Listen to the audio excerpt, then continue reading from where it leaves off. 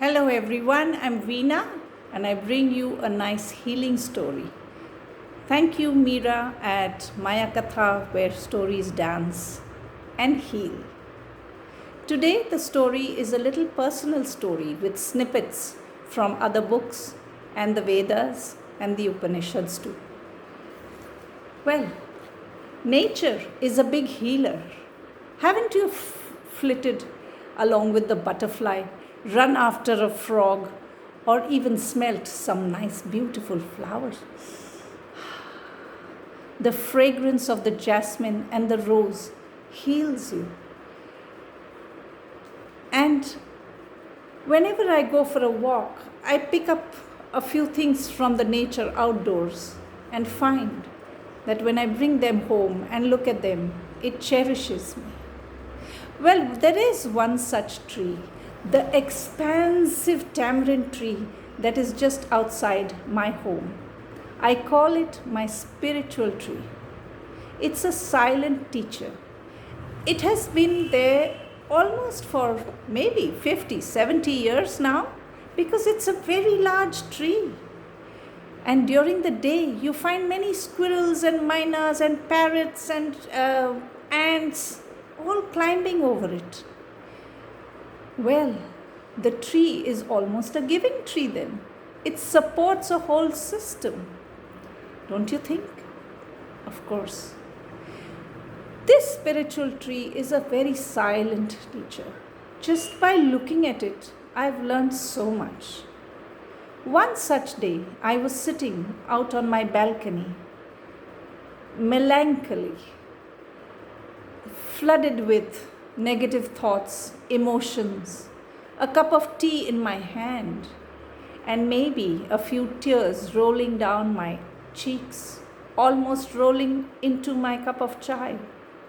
I looked at the tree. Was it telling me something? It was silent.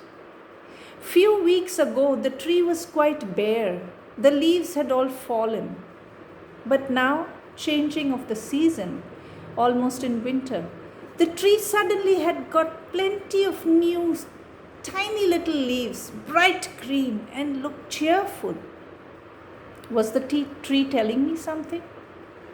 Well, within another week, I had seen that the tree was full bloom with small flowers, and juicy, plump brown tamarinds were hanging from it that day. Squirrels, mynas, everybody was coming and plucking off the fruit, sitting on it. Where did the tree get its energy from? A few days back it was bare. I thought it may be dead. Where did the tree get its healing from?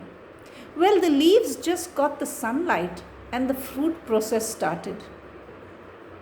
That's what I thought.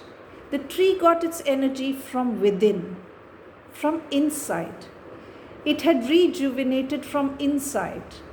And now it was just not a fully grown tree, but it was a giving tree. I had to muster up courage from within me, and I had to become a giving person myself. Help the people around me who were more in need than myself. Have some support, have some friends and family come over and talk to me. And the healing tamarind tree said a lot. Let me tell you a story of the two trees taken from this book by Karadi Tales. There was a young bride and she came home and settled down with her husband Gopal. But a few days later, he decided that he wanted to go on a pilgrimage alone. And she was scared. She said, "We are just married. Don't leave me alone. Can't you take me? What will happen if I stay alone? What if I have children? Who will look after me?" And he smiled and said, "I won't be long. I will come back. This is a Hindu tradition and I must go for this pilgrimage." She ran to the local village Vaid, a senior Ayurveda person, and asked him, "What should I do so that my husband comes back healthy, back to me?" And he said, "Just follow this small advice. Tell him to sleep under a tamarind tree on his onward journey and tell him to sleep under a neem tree on his return journey. And so she told Gopal, this is what you have to do. And he smiled and said, that's easy. I will do it and see you soon. And off he went. As he walked and walked under the hot sun, his legs grew weary. Day 1, day 2, day 3, day 4, every night he slept under a tamarind tree in some village or the other. Because tamarind trees grow for many years and you will find them everywhere. So it was not difficult. But he started feeling very weary. His stomach had some wheezy problems, and his hands and legs, he felt tired. He felt some headache too. And he thought, I don't think I can complete this pilgrimage. So let me return home to my wife and family. On the way back, of course, he had to sleep under the neem tree. The neem tree provided much shelter to him. And he felt rejuvenated. He felt happier, healthier. By the time he came home, he was very refreshed. And so the bride welcomed him back and she said, thank you for coming back so soon. And she ran to the Ved again, to the village doctor.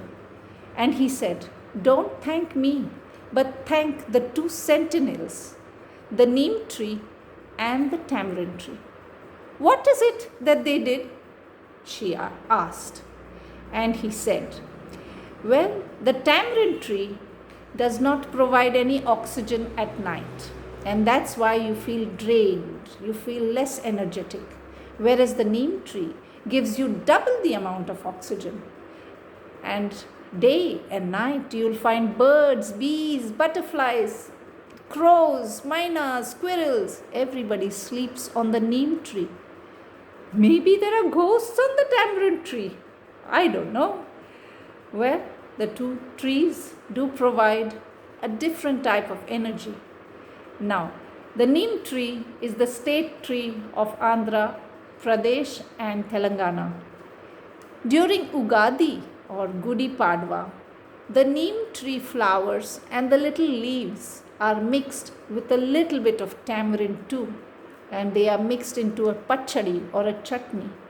You see, our elders, our ancestors, and even the birds and the bees and the squirrels and the butterflies know much more about nature than what we do. So let's learn from nature. And that's why the tamarind tree, nobody slept under the tamarind tree at night. And I never saw any birds and bees there. I hope you have liked these 2 little stories and let them energize you and bring you much health and warmth. And nature provides a big healing aspect. Thank you, Meera. Thank you, everybody, for giving me this time that you have spent listening.